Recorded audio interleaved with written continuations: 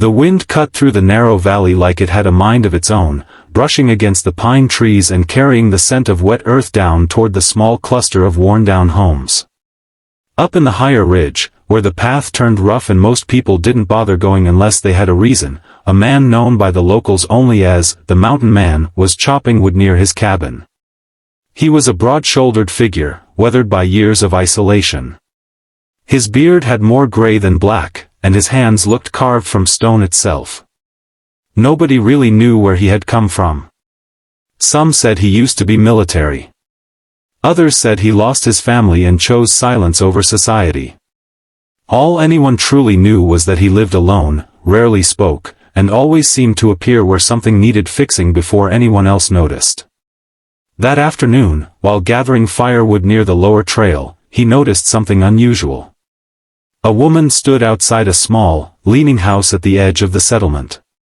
She was thin, too thin, and moved with the tired precision of someone who had stopped expecting help from the world. In her hands was a plate, and on that plate were scraps. Not fresh food. Not even leftovers from a good meal. Just bits of bread crusts, wilted vegetables, and what looked like rice that had been reheated too many times to count. Inside the doorway sat an elderly woman. Her hair was white, her posture broken by age, and her eyes carried a quiet emptiness that came from long illness or long suffering, or both. The younger woman placed the plate gently in front of her. "Eat a little, Amma," she said softly, her voice trembling. "I'll bring more later." The elderly woman nodded faintly, but her hands shook too much to lift the food properly. The Mountain Man stood still behind the trees. He didn't mean to watch. But something about the scene held him in place. The younger woman turned slightly, and that's when he saw it clearly. Her face was pale, hollowed by hunger she was trying to hide.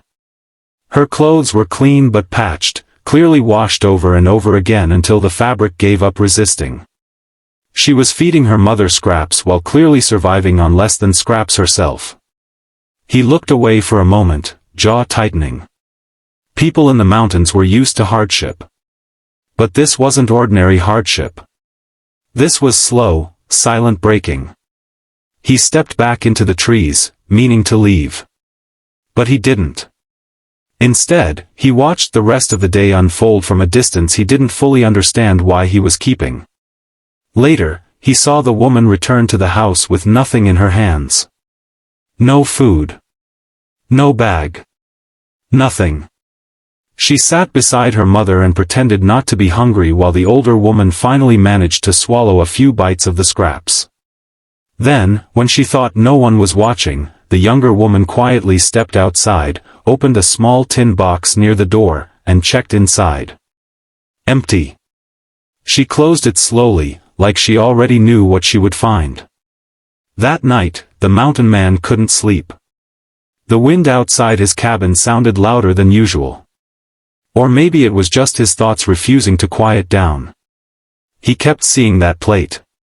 Kept seeing the way the younger woman had smiled at her mother as if everything was fine.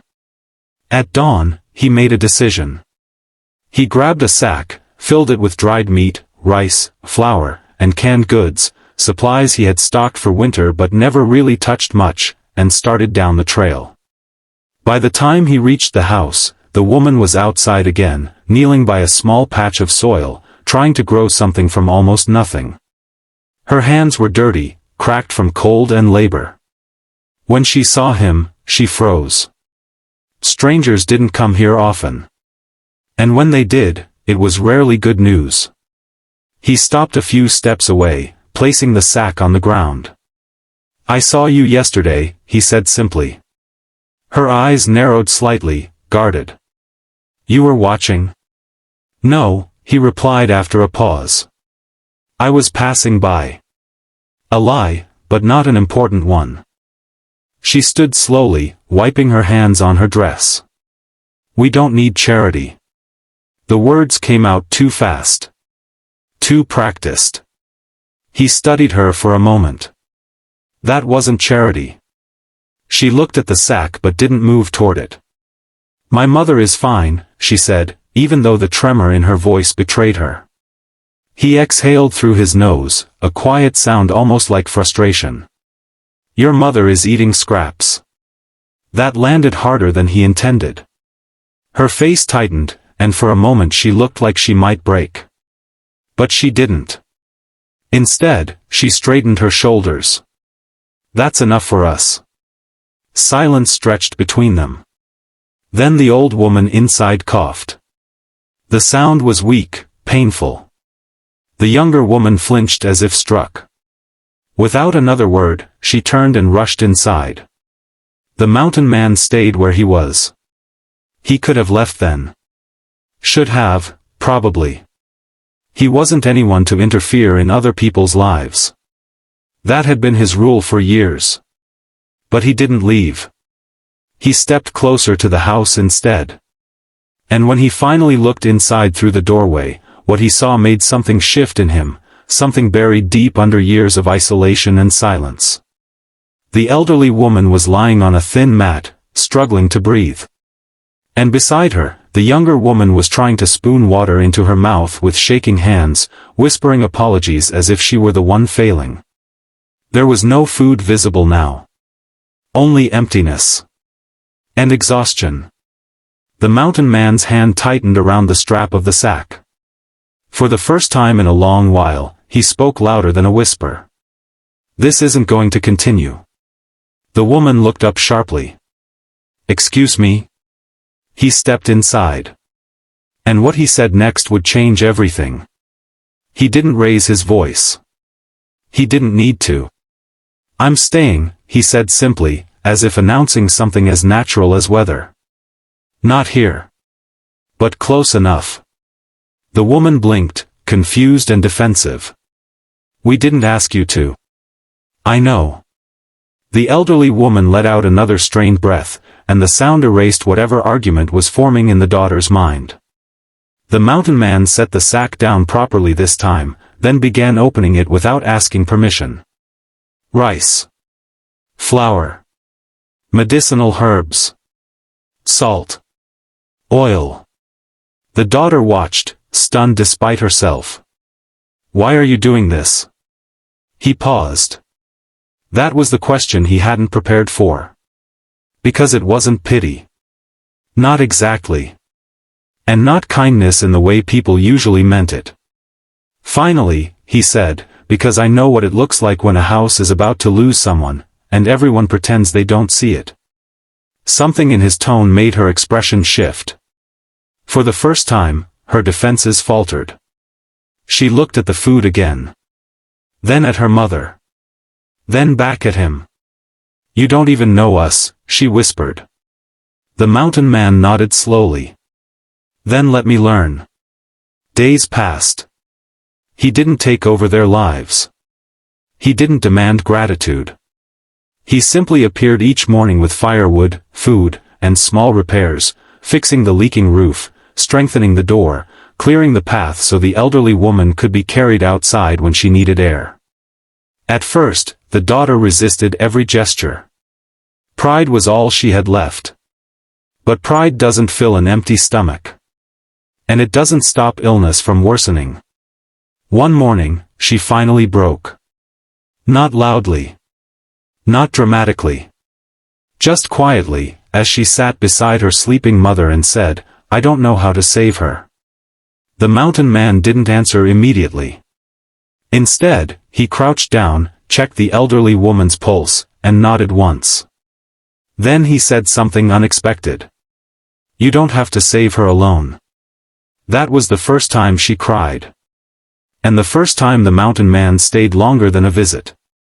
But what none of them knew yet was that his presence there, this quiet man from the ridge, was not random at all. And the reason he had chosen that specific valley, that specific house, was about to surface in a way none of them were prepared for. The morning after she cried, the house felt different. Not physically. The same cracked wall still leaned slightly inward, and the same thin mat still lay in the corner where the elderly woman rested. But something in the air had shifted, like a storm that had finally decided not to break but instead settle into quiet rain. The daughter moved more slowly that day. Not because she had more strength, but because something inside her had loosened. For the first time in a long while, she wasn't pretending that everything was fine. The mountain man noticed immediately. He had already started a small fire outside, boiling water in an old iron pot he'd brought with him. His movements were efficient, practiced, like someone used to surviving long winters alone. But now there was a rhythm to it that included others. "You didn't sleep," he said without looking at her. It wasn't a question.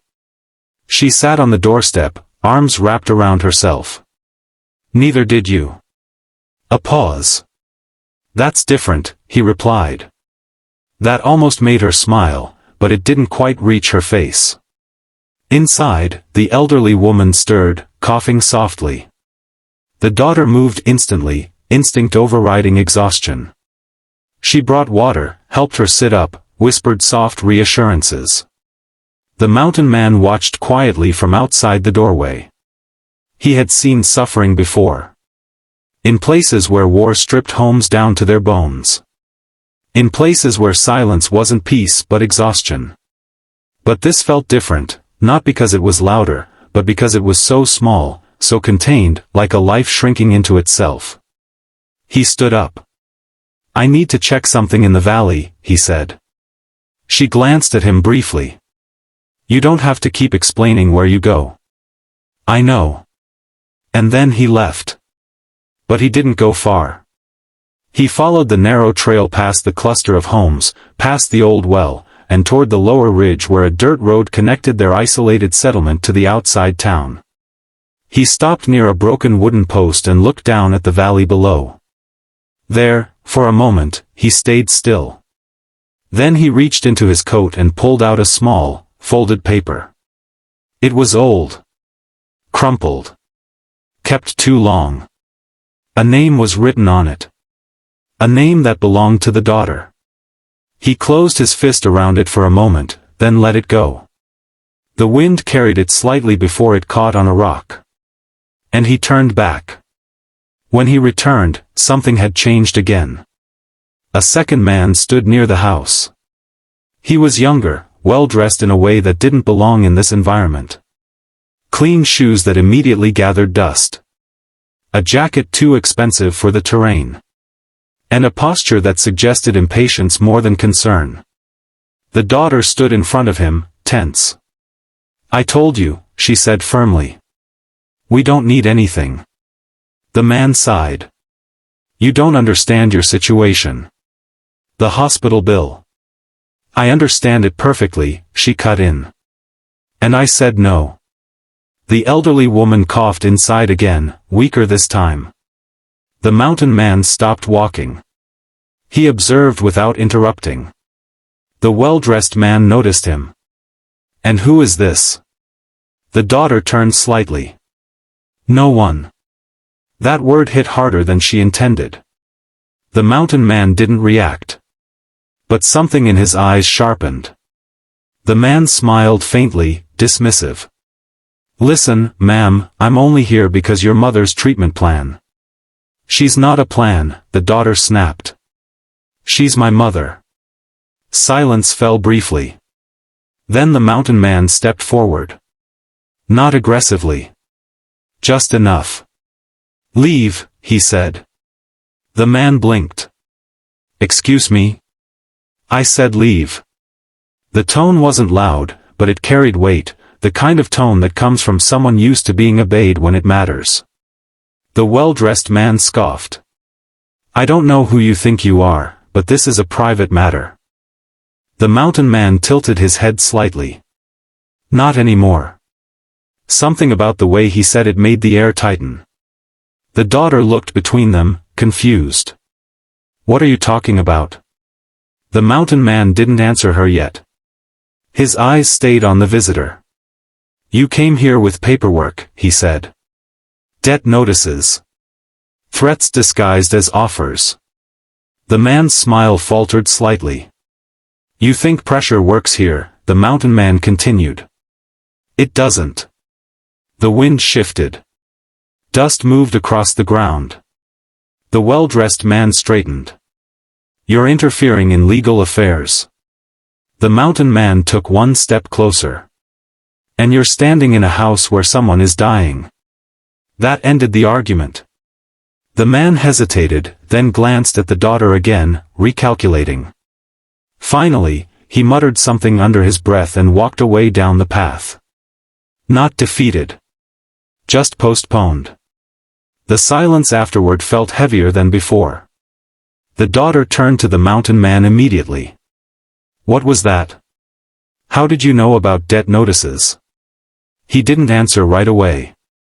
Instead, he looked toward the elderly woman inside the house. Then back at her. I told you, he said quietly. I know what it looks like when a house is about to lose someone. Her voice dropped. That doesn't explain anything. A long pause. Then he reached into his coat again. This time, he pulled out a second paper. Older than the first. He didn't hand it to her immediately. You asked why I came here, he said. Her breath caught slightly. Yes. He finally gave her the paper. Her hands shook as she took it. She unfolded it slowly. And froze. It was a medical record. Her own name. Years old. Her eyes scanned it faster, confusion turning into disbelief. This is from the city hospital. The mountain man nodded once. You were a child, he said. You were there when the building collapsed on the Eastern District Road.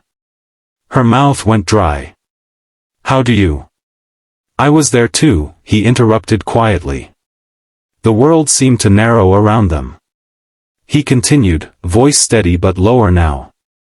You don't remember me because I wasn't the one they saved first. Her grip tightened on the paper. I carried people out of that building, he said. You were one of them. You were unconscious. I took you to the medical tent. The daughter stared at him, trying to reconcile the image of this quiet, weathered man with something she had buried deep in childhood memory. That's not possible, she whispered.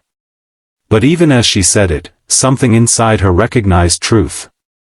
The mountain man exhaled slowly. I didn't come here by accident, he said. I came because I recognized your name when I heard it again. Her voice cracked. Why didn't you say anything sooner? Because you needed help, not history. The wind moved again, softer this time. Inside, the elderly woman called faintly for her daughter. She turned instinctively. But didn't move yet.